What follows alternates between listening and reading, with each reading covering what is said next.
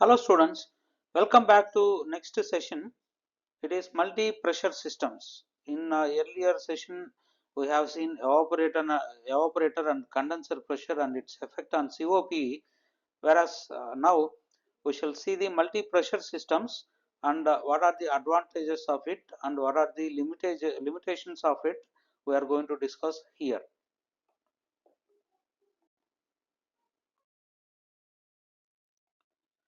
As we see, these are all the topics in our second unit. So now we are starting a multi-pressure system. In next session, the multi-pressure system continuation, we have cascade systems. I am planning to start cascade systems instead of low temperature refrigeration. So low temperature refrigeration is actually comes under cryogenics. It is cryogenics. Low temperature refrigeration is cryogenics only. That we will discuss elaborately after cascade systems, and then we will move on to some problems. We will see numerical problems, and then compressors and condensers, expansion devices and evaporators, different types we are going to discuss in last two sessions, students.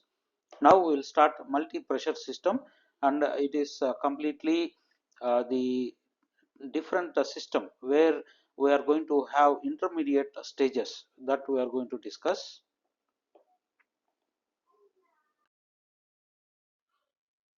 So here this is the multi-pressure system. I will introduce first. A simple vapor compression system operates with two pressure levels. Normally only two pressure levels we have in pH diagram we have seen in the earlier sessions. There are two pressure levels only, whereas systems with more than two pressures arise due to multi-stage compound compression used to minimize work. So now the compressor work is minimized. In earlier session we have seen the as much as low compression work, that is almost always desirable, students. So multi-stage, it is nothing but compound compression. And multi-evaporator system. Multi-evaporator system also is one of the reason why we are going with multi-pressure systems. It is used to feed refrigerant to multiple evaporators. And then the cascade systems utilizes more than one refrigerant, each operating in two pressure circuit. So this is the cascade system that we are going to see in next session.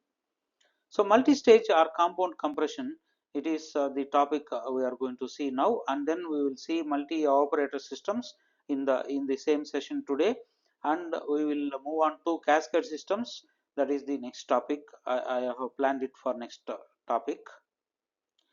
The pH diagram shows that the slope of constant entropy lines decrease for isentropics always from the saturated vapor line. And here multi-stage compound compression with interstage cooling reduces compression work by keeping isentropic process closer to the saturation curve. So that is the multi-stage compound is interstage cooling reduces the compression work by keeping the isentropic process closer to the saturation curve. So that is where the multi compression and as well as the compressor work is reduced tremendously.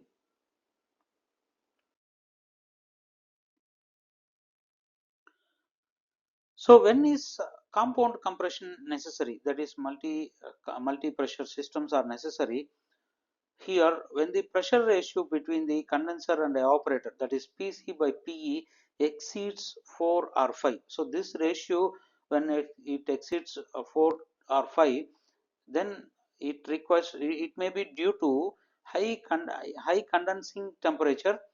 This is due to reduces the system's efficiency, rises energy consumption. So these are the result of high condensing temperature.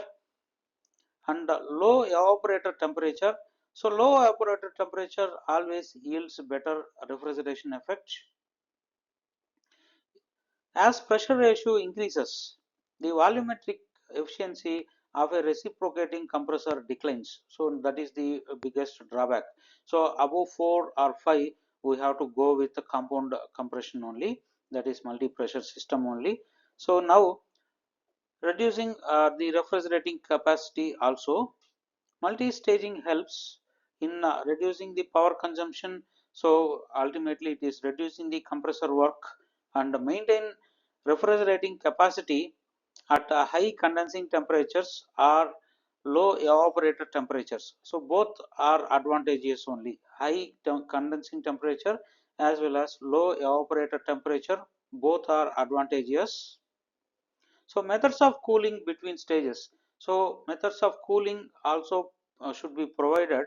So that is water intercooling and flash intercooling with flash gas removal. So these are the methods to provide the cooling between stages.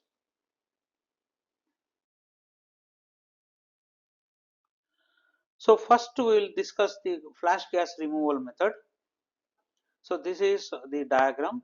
Here you have evaporator and evaporator is connected to the compressor. So this is the first stage of compressor and this is the second stage of compressor. In between we have a flash chamber. So this flash chamber is provided here and this is in between the condenser and throttling valve, throttling device, and here you can see the flash chamber, and this is the stage between this flash chamber is in between 7 and 8. So the corresponding diagram, pH diagram, is like this. Now this is 1 to 2 it is compressor first stage, from 1 to 2 it is compressor first stage, and from 2 to 3 it is the compressor, the at constant pressure it is taking place. This process 2 to 3 it is constant pressure, and this 3 is now affected by this flash chamber. Now this flash chamber is playing a role, and in between 3 to 4 we have again the enthalpy is getting increased to 5. So that is the second stage of compression. So now 3 to 5 it is second stage of compression. So 3 to 4 and then 5, 4 to 5. So 3 to 4, now here we have flash gas. So flash gas removal is done here at this stage between 3 and 4. So this is the main process we are doing here. So 3 to 4, so where flash gas removal is done, and from 4 to 5 and 5 to 6 and 5 to 6 it is the condenser work. So it is done at constant pressure only, and from 6 to 7, 6 to 7 it is the throttling work. So 6 to 10 is actually the throttling work. 6 to 7 now throttling work, and 7 to 10, 7 to 8, and then 8 to 9, 9 to 10. So 7 to 8 is taking place in the flash chamber. So this flash chamber, the heat is removed here, and 7 to 8, and then 8 to 9, this is the throttling process. So 8 to 9, and then 9 to 10, 9 to 10 is done here in the evaporator. Before evaporator we have 9 to 10, and then 10 to 1. So 10 to 1 is taking place in the evaporator at constant pressure. Again the cycle repeats from 1 to 2, the cycle repeats, and from 3 to 4 the flash gas is applied and the cooling process taking place. So this is the pH diagram and the system with block diagram. So this is the block diagram, and now for this corresponding pH diagram you have to draw very carefully, students. So in compound compression, the throttling expansion of liquid refrigerant may occur in stages as shown in figure 1 and 1A and 1B. So these are the two diagrams you have to remember. So it is nothing but throttling expansion work. This helps improve the efficiency of the compression process. So now the efficiency is improved due to this flash gas removal process. So we will see the working principle of flash gas removal here. Expansion in flash chamber. The refrigerant expands first into a flash chamber in an intermediate pressure Pi. This happens at point 6 to 7 in the pH diagram. The liquid from flash chamber at point 8 is then sent to the evaporator. It expands further through another expansion valve at 2.9. Comparison with and without flash chamber. So we will see what happens without the flash chamber. So now without flash chamber, definitely the compressor work will be heavier, so that we are reducing using flash chamber. Without a flash chamber, the liquid from condenser expands directly to evaporator pressure. This follows process 6 to 10 in the thermodynamic cycle or pH diagram. This method is inefficient because some vaporized refrigerant at intermediate pressure 0.3 gets expanded again to evaporator pressure at 0.11. So this vapor needs recompression, leading to higher power consumption. So this is the drawback with this without flash chamber. So when you use the flash chamber separates the liquid and vapor phases at intermediate pressure. So now it separates both, and whatever liquid is required, well, that will be sent to the evaporator, and only the required liquid moves to the evaporator, reducing unnecessary throttling losses. So the throttling losses will be minimized or eliminated. This eliminates excess recompression work, so it improves system efficiency. So that is the biggest advantage. It improves the overall efficiency of the refrigeration system by having the flash chamber. So when we see the advantages of flash gas removal. So advantages of flash gas removal in multi-stage compression: increases power economy by reducing recompression losses.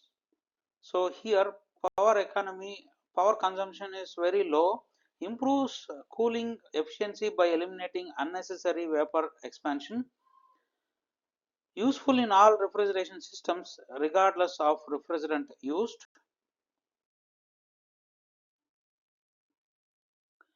So next is liquid subcooling using a flash chamber. So this is the next method.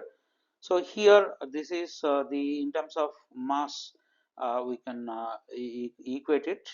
So this is M2 and this is M1. Mass is through from 6 and so this is sixth process, and we have high pressure stage.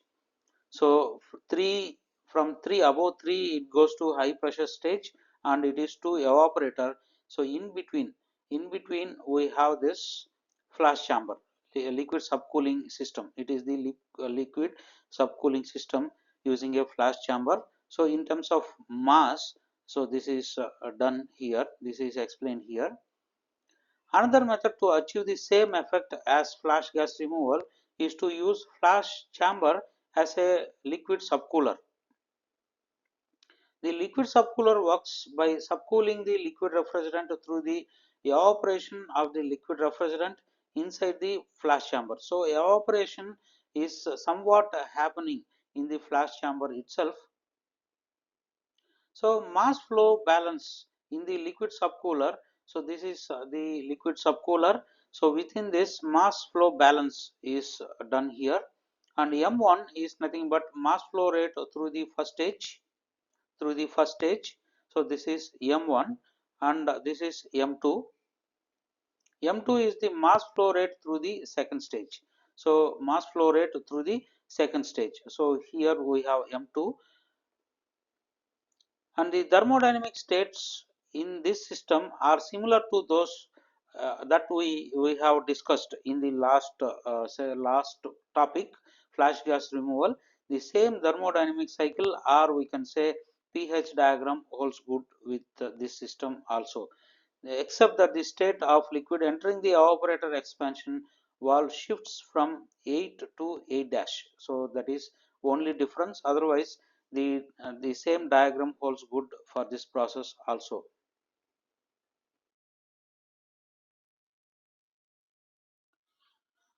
So flash intercooling. So this is we have seen flash chamber and flash.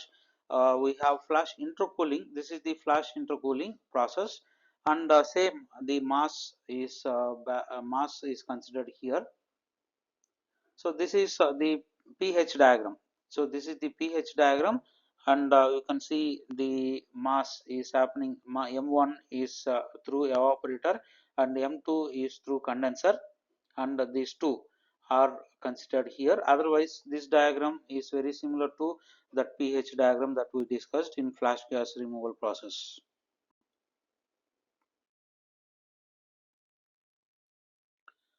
So flash intercooling, compressed vapors from the lower stage are led with bubbled through the liquid. So here it is allowed through this process, bubbled through the liquid, and inside the flash chamber. This causes the vapors to cool to the saturation temperature at the flash chamber pressure.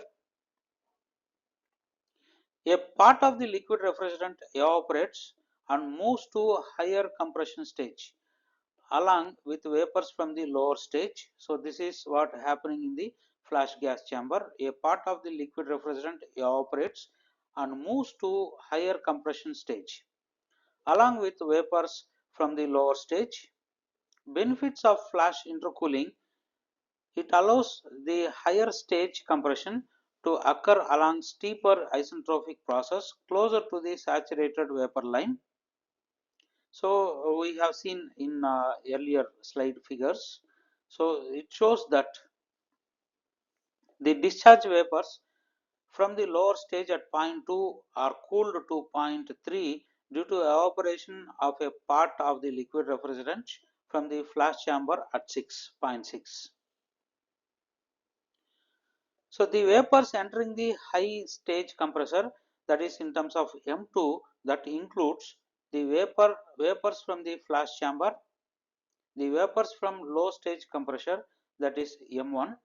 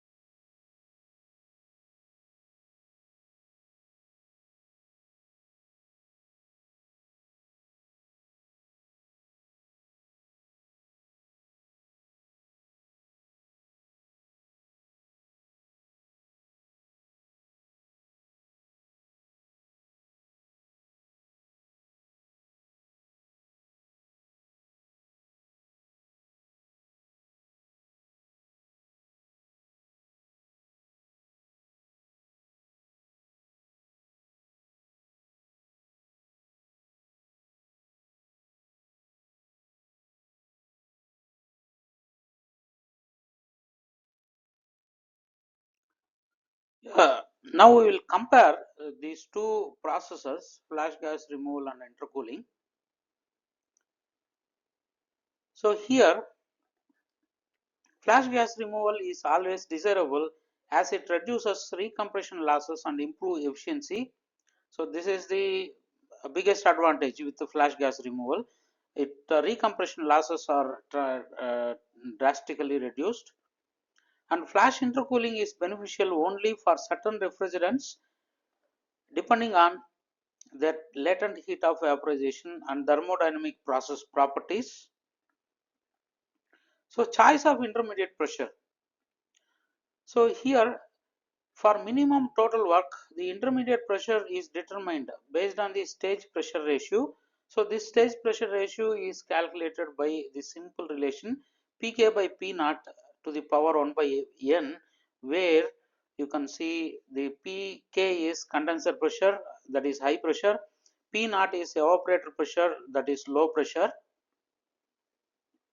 So N is number of compression stages, In a two-stage compression system, the intermediate pressure is obtained using geometric mean value. So this is the geometric mean value we have to find for two-stage compression system.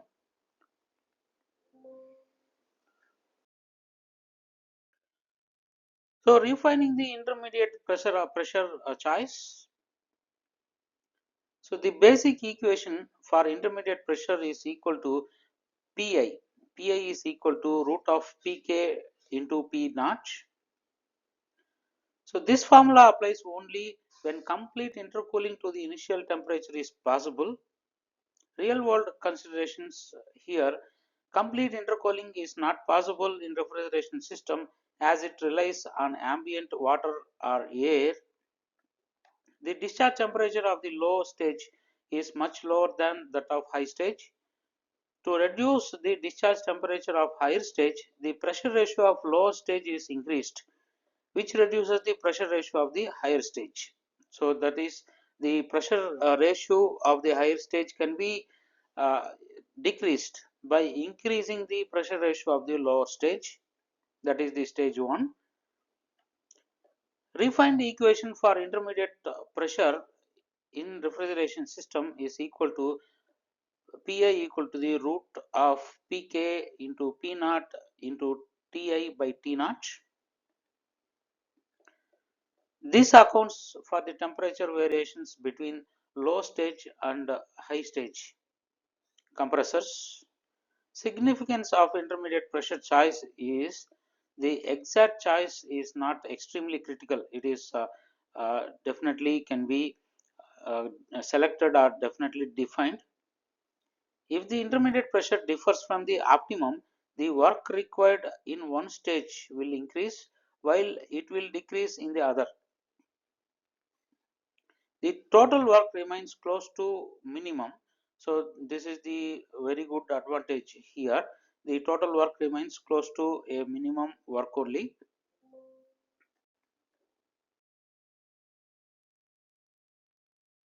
So we can combine both, and we can see the complete multi-stage compression system here. This is the diagram where intercooling is introduced between two and first stage and second stage, and flash gas removal is also introduced here. So both, when you combine both, the pH diagram is like this. The similar pH diagram. So 8 to 9 and 6 to 7, 7 to 8. 7 to 8 is happening at constant pressure, and the diagram is drawn like the earlier stages only. So from 2 to 1 to 2, 2 to 3 we have intermediate intercooler. So 2 to 3 we have intercooler, and from 3 to 4 we have flash gas removal. So from 3 to 4 we have flash gas removal. So both processes are done here between 2 and 4. So the complete the system complete process is combined one is shown like this.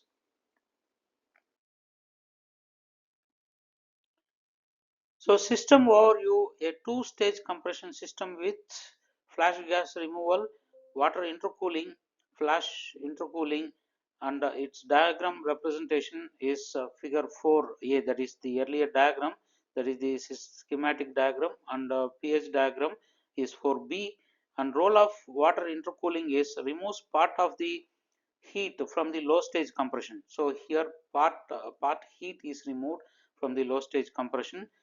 It is used when the discharge temperature of the stage is much higher than the cooling water temperature.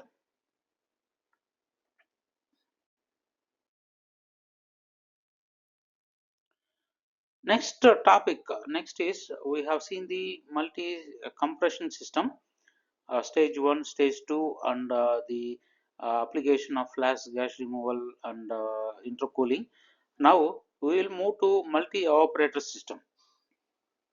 So here a multi evaporator system is used when multiple cooling loads need to be connected to the same refrigeration system. So multiple cooling loads need to be connected. to the same refrigeration system. So in this case, it is very much suitable. Different loads may require evaporators operating at different refrigeration temperatures. So this system can operate at suction pressure equal to the lowest evaporator pressure, single compressor system at various suction pressures with individual compressors for each evaporator. It is like multi-compressor system.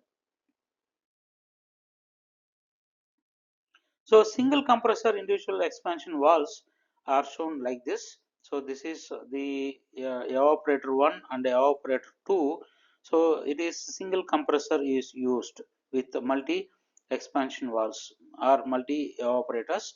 So here this is the 1 to 2, it is normal compressor stage, it is single compressor stage, and evaporator 2 is happening between 4 and 6 and 5 and 7, that is evaporator 1, and through two throttling valves. So two expansion valves or throttle valves are used here.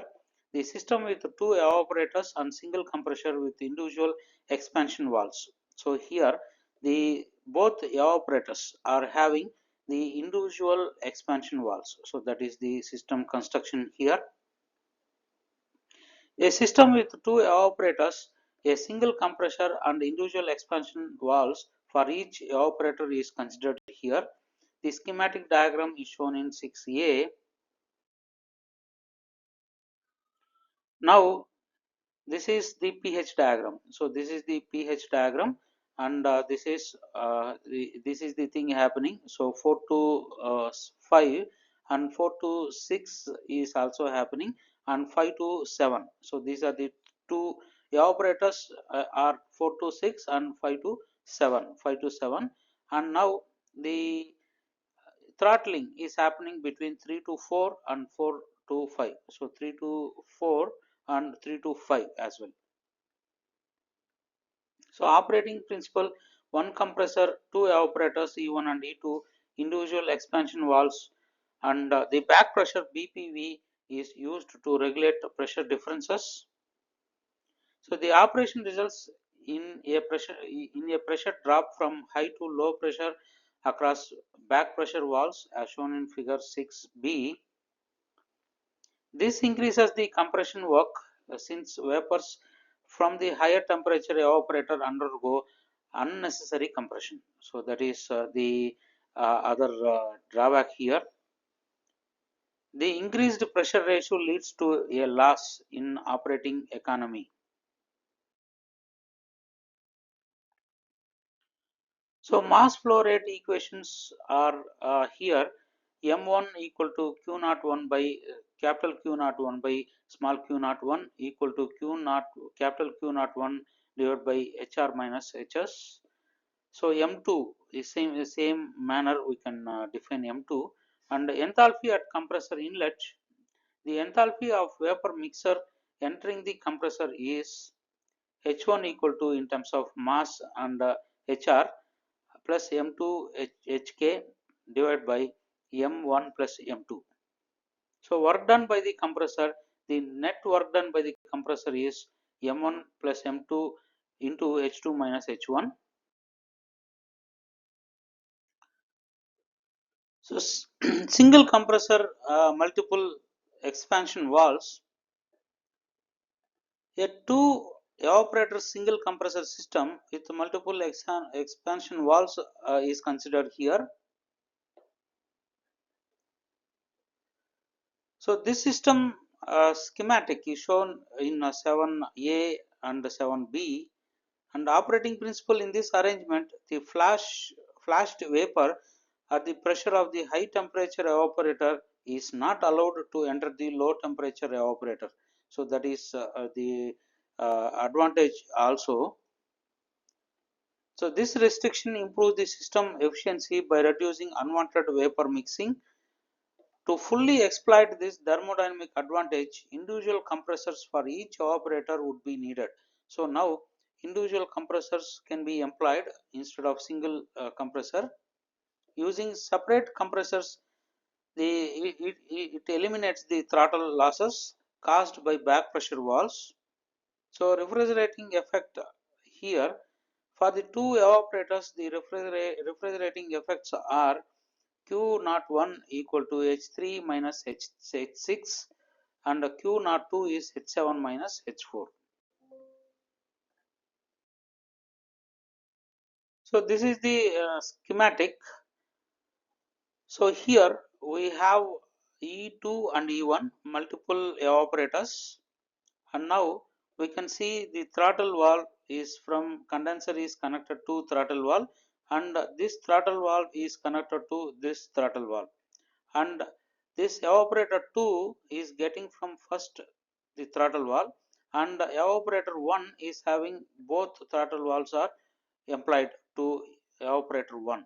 So this is the simple schematic, and for this the pH diagram is drawn like this.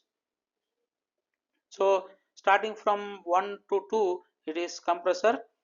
Now this is 1 to 2, 1 to 2 it is a isentropic process, and from 2 to 3 it is condensation process. 2 to 3 is a condensation process at constant pressure, and 3 to 4, 3 to 4 is expansion process.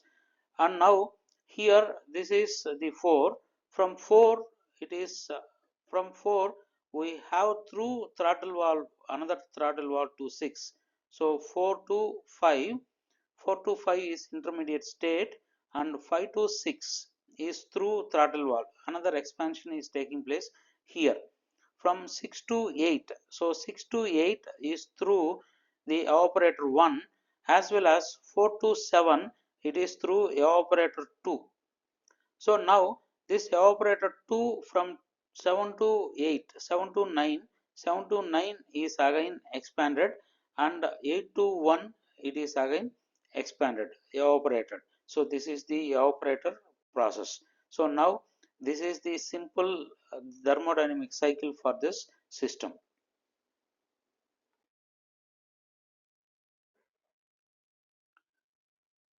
So mass flow rate equations are like this: M1 equal to Q01 by Q01, and evaporator 2 it is M2 equal to Q01, capital Q01 divided by Q01 plus M1 X4 divided by 1 minus X4, where the second term on the right hand side represent the mass of vapor flashed at point 4. So the second term on right hand side, so this is the mass of vapor flashed at point 4 related to the mass of liquid going to the second evaporator.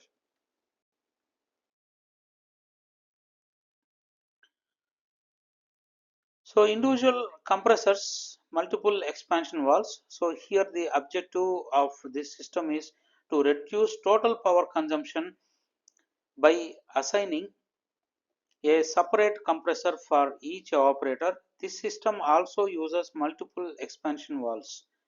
So parallel operation of evaporator is referred as sectionalizing. Two possible configurations are a separate condenser for each compressor, a common condenser for entire system. So system diagram you can see in 8A and 8B in next slide.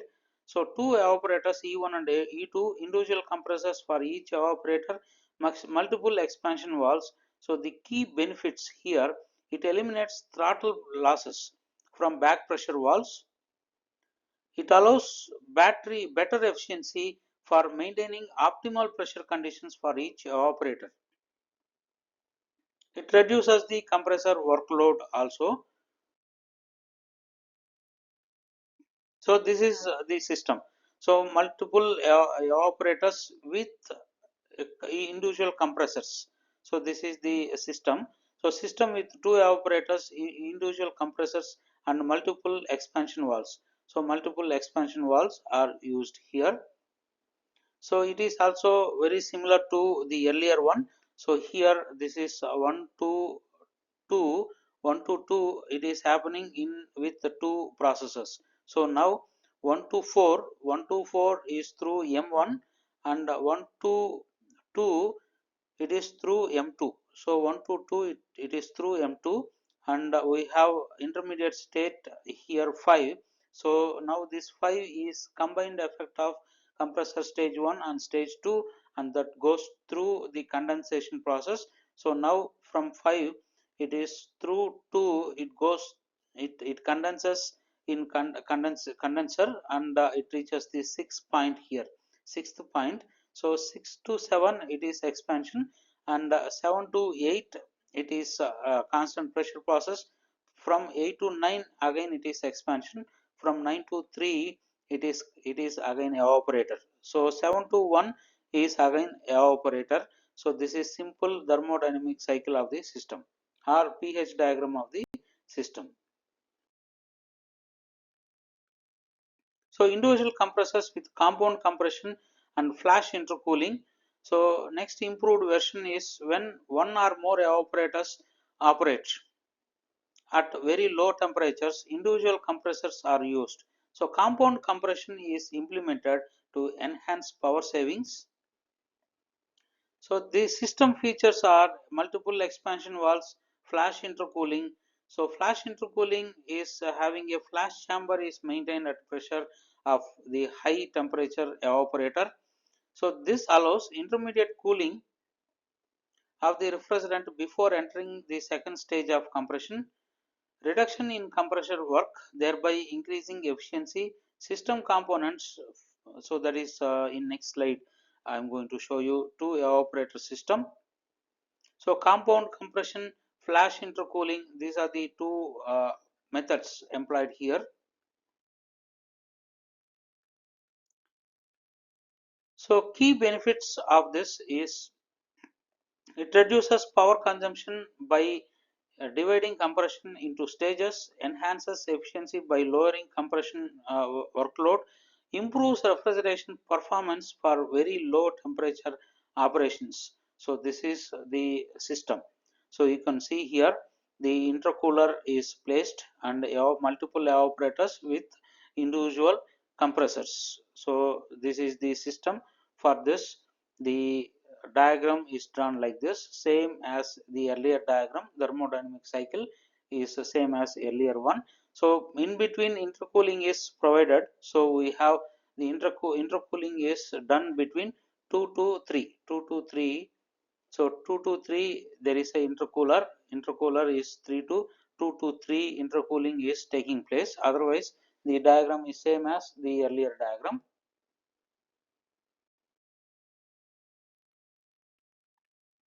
So limitations of multi-stage system.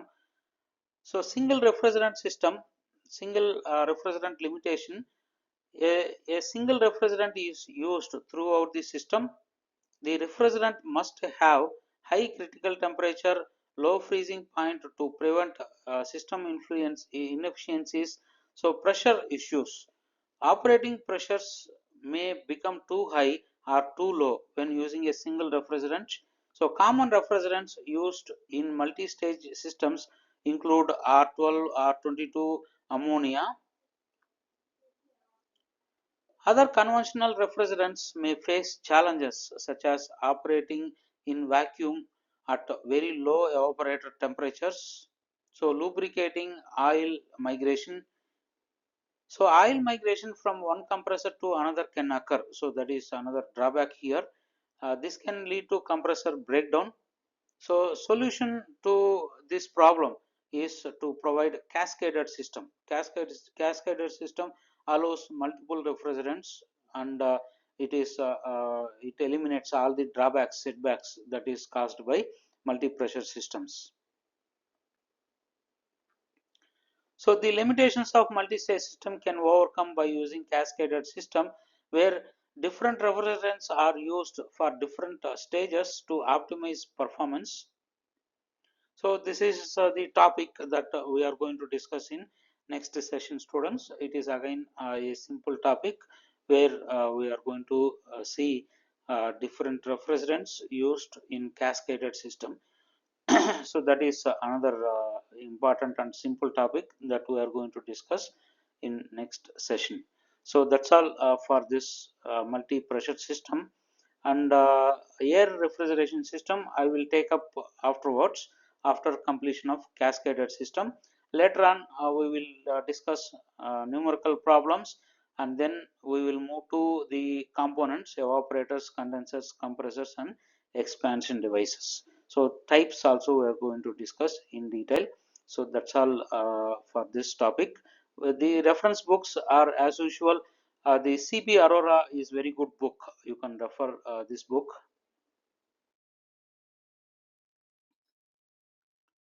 CP Aurora and Rajput Kurmi is not giving that much information on multi-pressure systems. The best suited book is CP Aurora. CP Aurora you can refer, and there are few materials I have prepared, and I will circulate that material in Google Classroom on this topic, and you will feel very simple and easy when you go through that material also. So these are the reference books, and we have e-resources as well, and you can refer these e-resources. Then we stop here, students. We will meet again in next session. Thank you.